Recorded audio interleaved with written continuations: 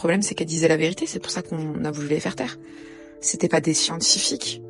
On les appelait dangereuses, complotistes, irresponsables. Pourtant, elle dénonçait les additifs alimentaires, l'aspartame, tous les poisons du quotidien. Elle était invitée, elle était écoutée partout. Et ensuite, elle était ridiculisée, attaquée, discréditée.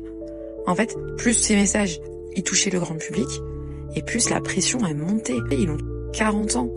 Bon, officiellement, elle est décédée d'une crise cardiaque. Mais c'est pareil pour Irène. Irène, c'était une figure radicale de la naturopathie. Elle était incroyable. Est-ce que tu la suivais, toi?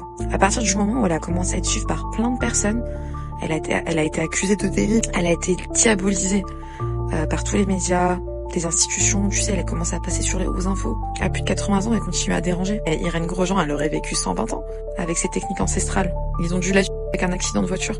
T'aurais pas pu dire qu'elle est morte d'un cancer ou d'une crise cardiaque. Il y a personne qui t'aurait cru. Après, il y a Claire Sévrac. Elle parlait de tout. De vaccins, de géopolitique, d'intérêt industriel. Elle savait qu'elle serait attaquée. Elle l'a dit elle-même.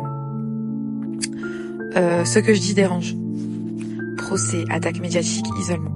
Elle est décédée officiellement d'un cancer du poumon. C'était 3 femmes, 3 voix dissidentes, 3 trajectoires brisées. Au moment où elles étaient le plus exposées. Mais c'est pas des coïncidences, hein. Moi, j'y crois pas. Pourquoi celles qui dérangent, elles finissent toujours seules, salies, puis réduites au silence?